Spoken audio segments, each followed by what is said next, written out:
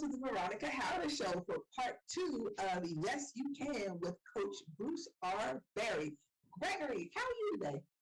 Doing well, inspired as always. Every time we get on this show, I learn things, and now I know I got to challenge myself in order for me to keep going, keep getting there. You must have time to keep looking up there. So we challenge you to look right here. Right here? Right there. Okay, so we're back with Coach Berry. Coach Berry, how are you? I'm good. I'm good. Just happy to be back and talk to y'all again. Yes, like this pandemic thing it has been challenging. It has created some hurdles. However, it has created an opportunity because you're in Jersey, we're here in DC, and usually we will record at the studio, but doing this Zoom allows us to talk to you and tell your story. Because usually we keep to what's right here, but so yay, COVID! I don't think anybody's ever said that, right? Nah. Anyway, so back to the story. So, in part one, we learned about your condition, which is optic neurosis, but you are considered legally blind, and you have what is called travel blindness. So, please educate us on what that is. Yeah, travel blindness. Legal blindness is any vision that you have. You have 20/10, 20/20, 20/40 vision, things like that. Mine is 4/200, which means I have to be able to see something 200 feet away. I have to get within 4 feet of it. So that's what those numbers mean. So that's anything over 200, I believe that's the number. You're considered legally blind. And then you have what's called travel blindness. Travel blindness means you don't have to use any sort of aid to move around with a cane, a dog, a guided person with you. So I have what's called travel blindness, which I can move by myself. I don't need to um, rely on any aid to help me get along. So that's why they call it travel blindness. I can move on my own without anything and not bump into things. Well, I have bumped into a couple of things, but that's because I had my phone up and reading a text message and almost hit a door, and kids just started laughing. Hey, so Bruce, before we got on camera, we talked about, your alma mater, Alabama, Roll Tide, went down there and watched the game. So, with your condition, legally blind, how do you experience a live, sporting event like that? Question. Well, now I think it's a great question. Obviously, with my binoculars. Mercedes-Benz Stadium down in Atlanta, and most of the stadiums that I go to have the big, huge screens also. So I'll watch the play live on the field, and then I'll look up and look at the replay. If I didn't miss, if I missed something, if I missed a block or something like that, I'll go back and look at it. But I usually just experience it, and it's a great time, and I'm always with my boys or the wife or whatever. We're going to the Dallas game, like I said, and they'll say, "Oh, you missed that one," so I have to go look at the replay. But most of the time, it's just with the binoculars. Now, if I don't have my binoculars, I'm just out there, and I've left them, been to games or going somewhere and left them, and had to go run to Walmart buy another pair of binoculars just so I can enjoy the game or whatever. So yeah, that's pretty much how it's done. All right, well, you and I, we work together as assistant track coaches, and being at a track meet, there's a lot to see, and there's a lot of different events, and just everything is just going on. You not only have you participated in, but you coach very, very technical events. I mean, very technical events, not just running as far as hurdles and sprints, but also the high jumps, and not the high jumps, but the high jump, long jump, triple jump. How is it that you are able to, because you coach some very successful people, and you coach the girls too, correct? Yeah. Right. You had some. Yeah. So how is it that you're able to successfully, because many of your athletes have gone on and been very successful at the high school level, college level, even at the professional level. How is it that you're able to coach them and get them to a place where they are so successful, being that, you have to see the eyes, it matters. Well, I think the first thing is that you have to be a master of your craft. Not to say I'm a master coach, but you got to know your event. And then you have to know your individual. You have to know each athlete. For instance, Shaheen and Hassan. Well, they're two very good triple jumpers, but their fade Hassan has very good phases. Shaheen doesn't. So I know when one is on the runway, Hassan, I have to look at the board for him. I have to make sure that his mark is right on the board because his next two phases will be fine. Shaheen, his second phase is ridiculously garbage. So I have to concentrate on that aspect of it. I don't care what he does before or what he does after, just as long as his second phase is good. So with each athlete, you have to look at something specific in them and then be able to, change it, make a move with it, tell them to do this more than what they did before. In the high jump, for instance, if so and so was, I had a kid that jumped 7 feet in high school.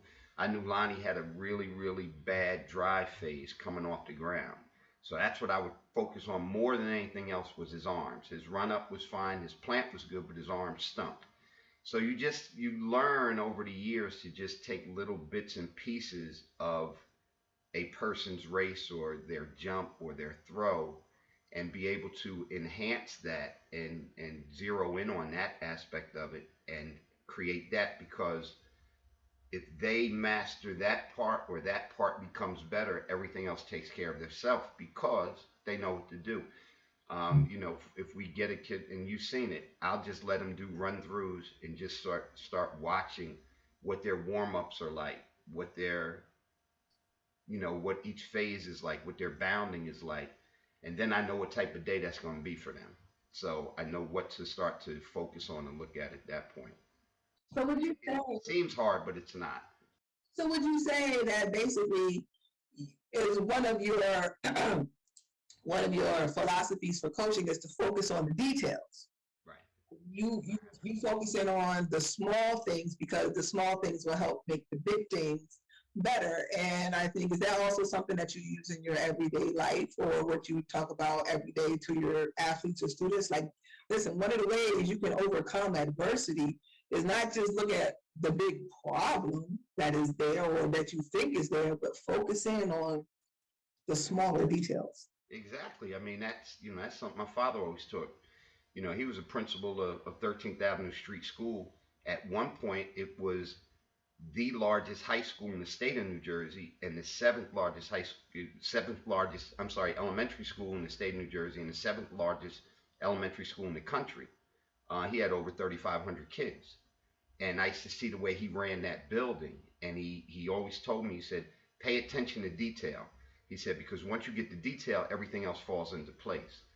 And so one of my hurdle coaches, Wilbur Ross, rest his soul, Wilbur probably coached every world record holder in the world from Nehemiah to Edwin Moses. And when I knew I was transforming into being a coach, I sat with Wilbur for about 2 days.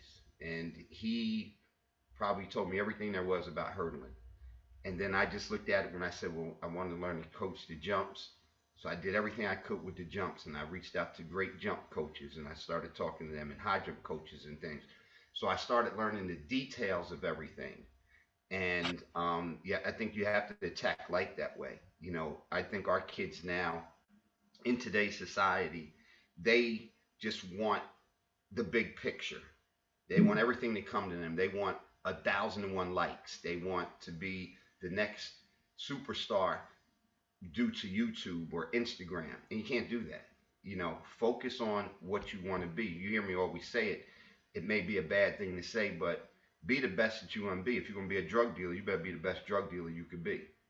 That's the bottom line of it all. You need to be the best at what you want to do. You want to be a coach, be the best coach. Don't just learn an event, learn all the events, and then specialize. Now, can I coach the world record holder in a discus? No, because there are so many little nuances that need to be known to go to that next level. Can I coach the best hurdler in the world? Yep, I should. Could I coach Grant Holloway? Sure could, easily. So I know all the events, but I specialize in the sprints and the jumps and the hurdles. But I can do them all. I've coached pole vault before and had some success with that. But then once you get to that next level, um, you have to become a master of that and sort of leave the others alone. So attention to detail is the biggest. Let me ask you, Bruce. There has been a situation like this. Many coaches probably found themselves in this situation. I find myself in this situation a lot, a little more than I should. So here's a scenario. You're at practice, you're coaching, and then you spot something, you cue it. And then the athlete turns around and makes a comment like, you ain't just see what you saw. And me, sometimes I'll be like, well, did I miss it?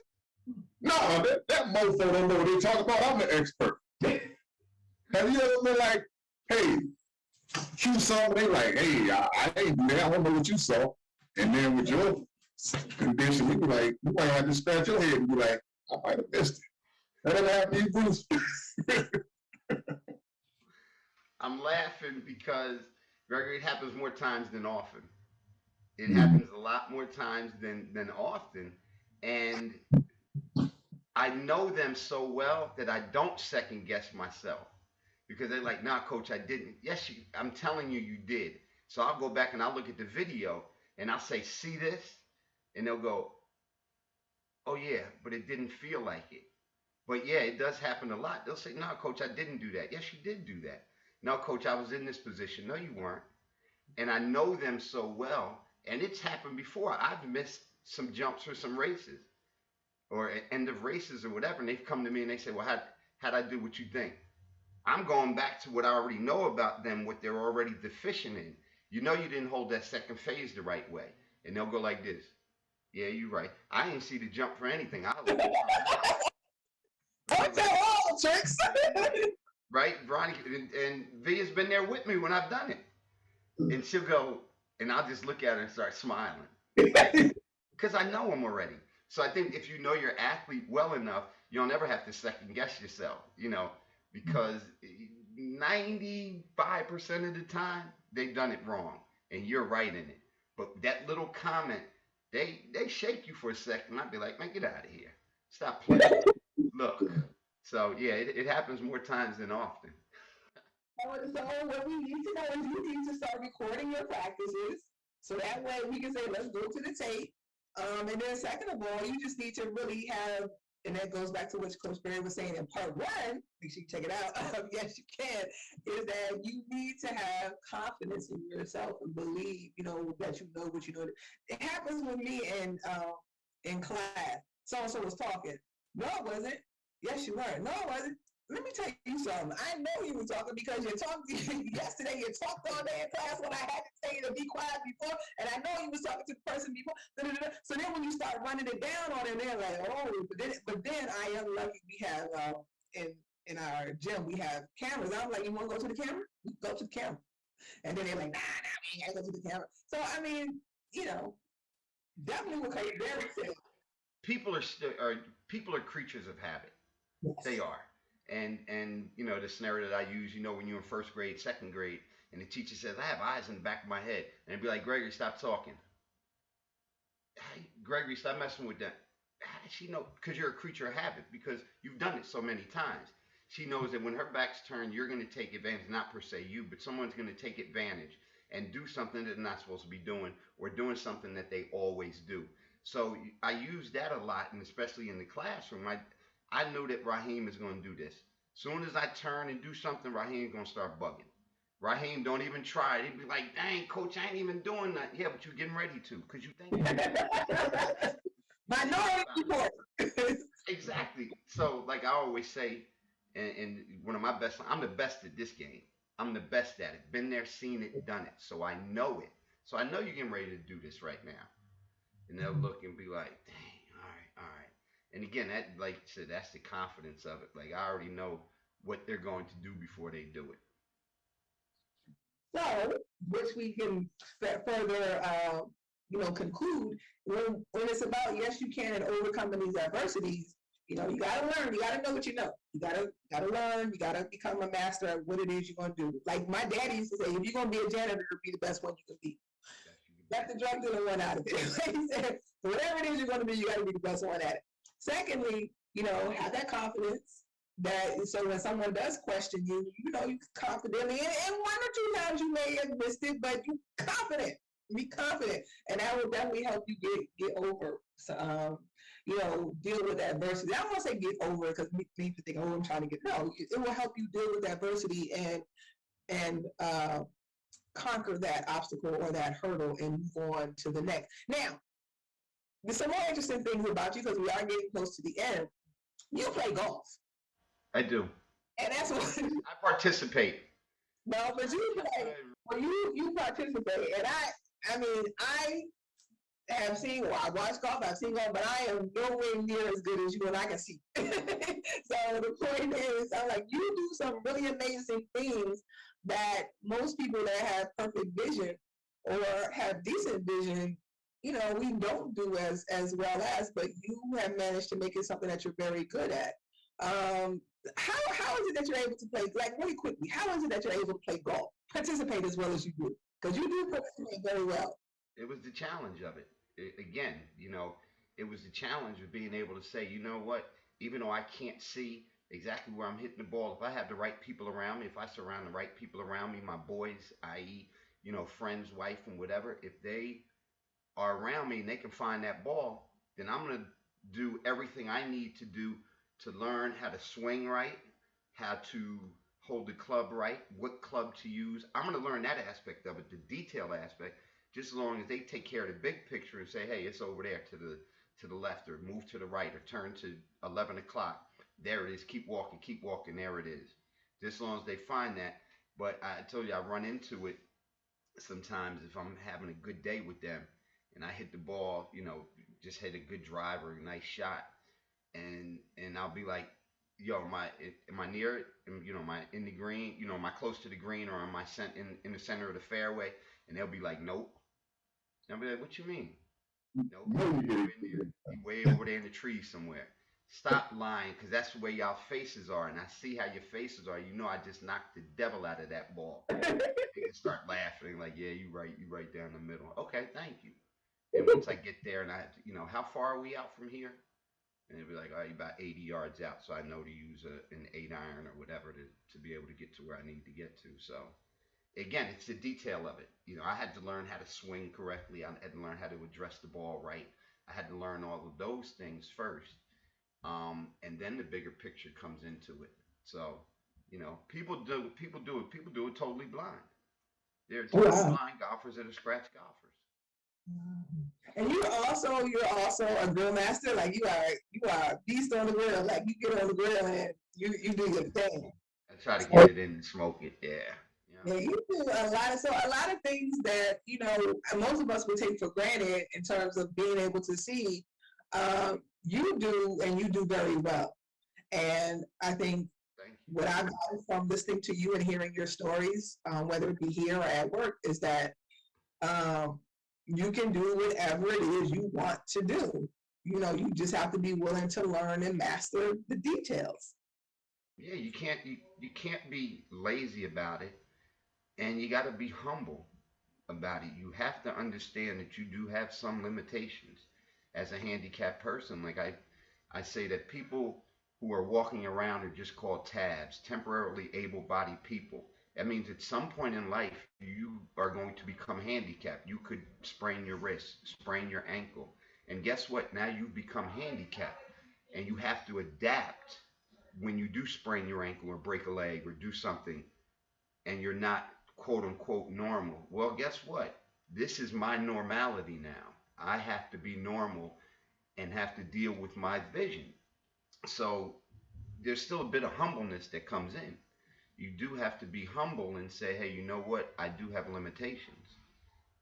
But you have to be willing to accept that I'm going to push the buttons of this limitation as far as I can. I'm not going to go jump in the car and drive, you know, because that will be suicide. But you have to be able to understand, just so I can't get in the car and drive, so I have to call a cab or catch a bus or call an Uber or call a Lyft. But remember, when my eyes first started, there was no Uber or Lyft and none of that. It just came into existence, what, 6, 7 years ago. I'm catching a cab, going to walk out to the corner to catch the bus. You know, I used to have to catch the bus from Jersey go to work, teaching in Newark, catch the train over to New York, catch the subway up. So you go to class in Columbia, come back down. If I missed that express train down, I was catching the local train. Sometimes we wouldn't get home till 2 o'clock in the morning, and I could be up at work again. But you can get it done if you want to get it done. There's no reason behind it.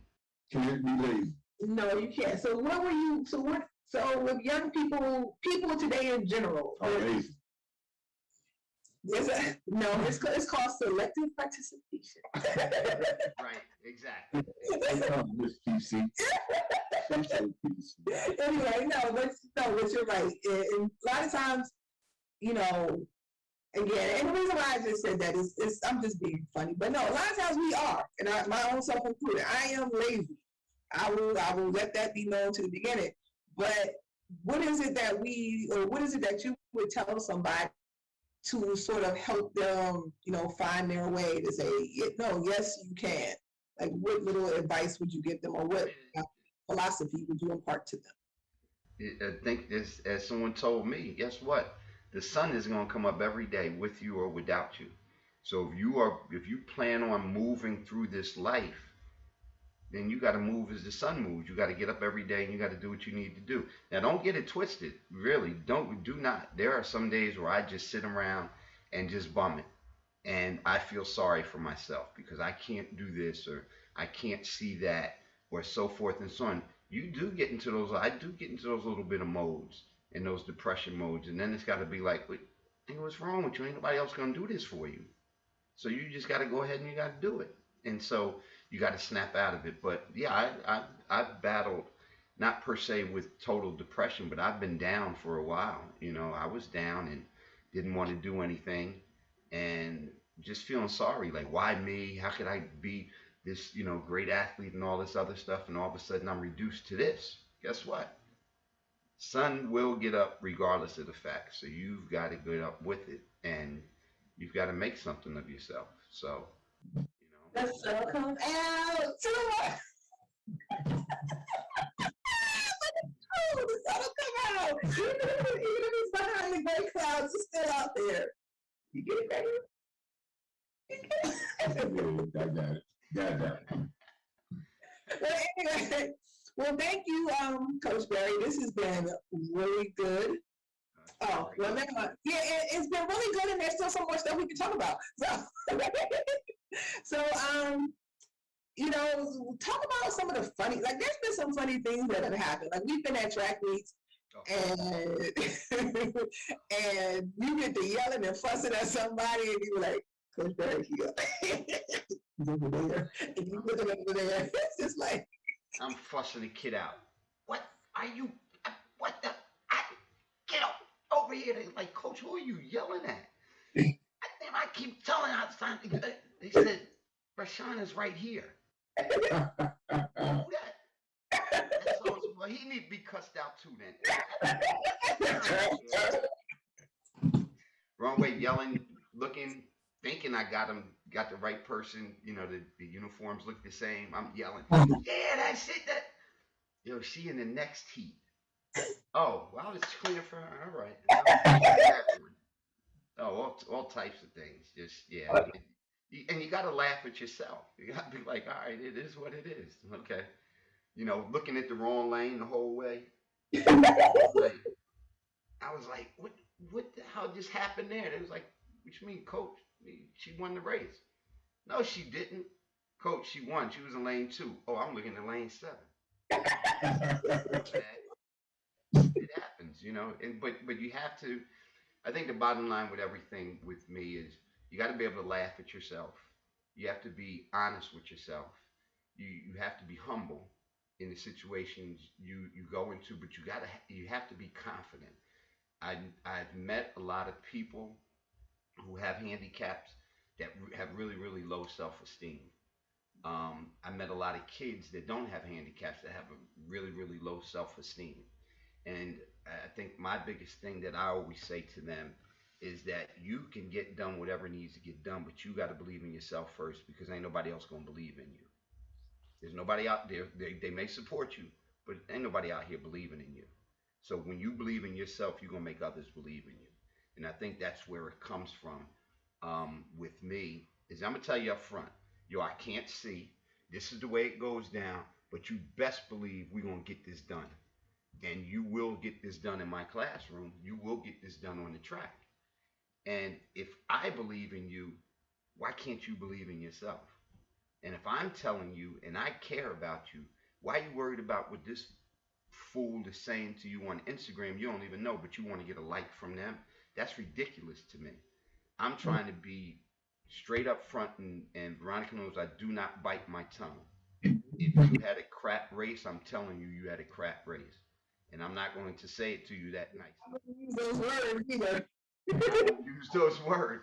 And I'm not going to rub your back and tell you it's going to be okay. I'm going to tell you, rebound, get your behind back over there, and get it together.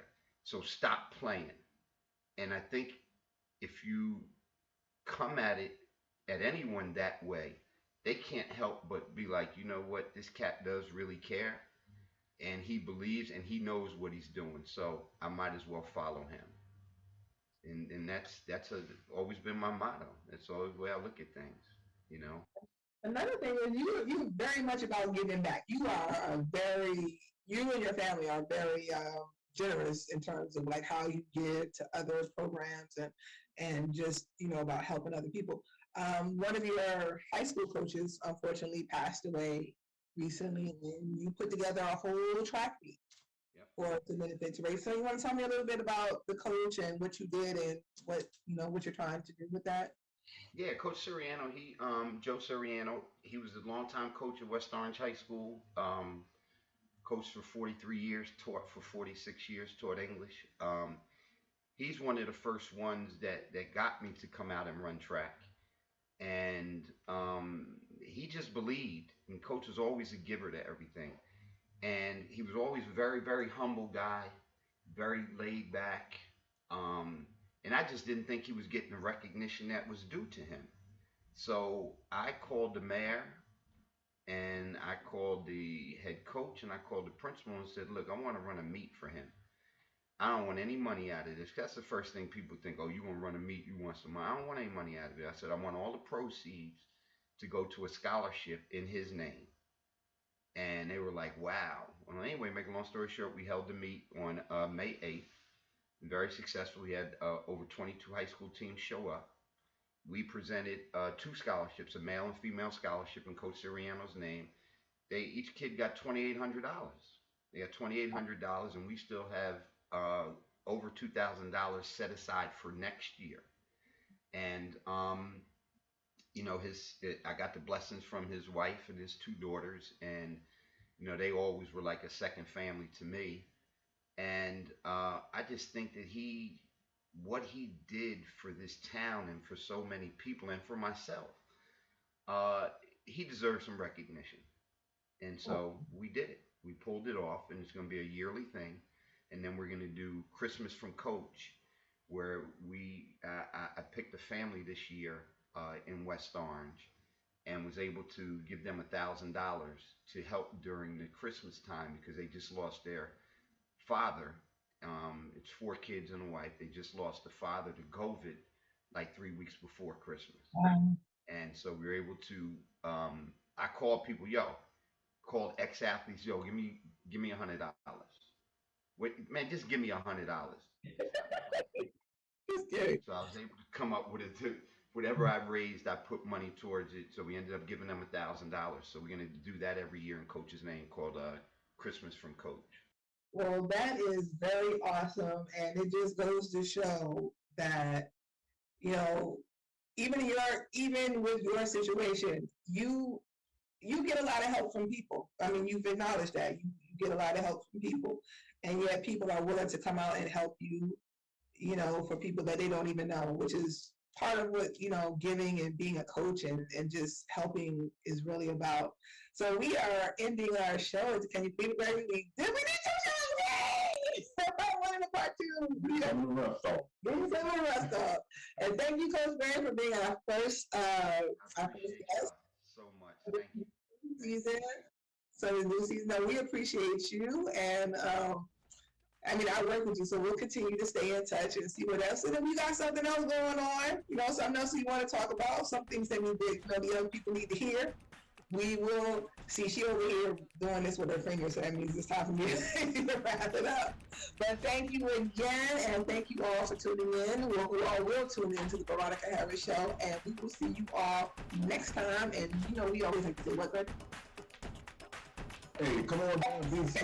I want to play some golf with you. Come be working my swing. All right, because that's one thing I don't know the club side, I don't know the speed. So, my open invitation, golf down here in the DMV. Anything with golf, I'm gonna jump right on it. So we're gonna get this. We'll get it in before the winter time comes. We're gonna give it a shot. Deuces. Thank you.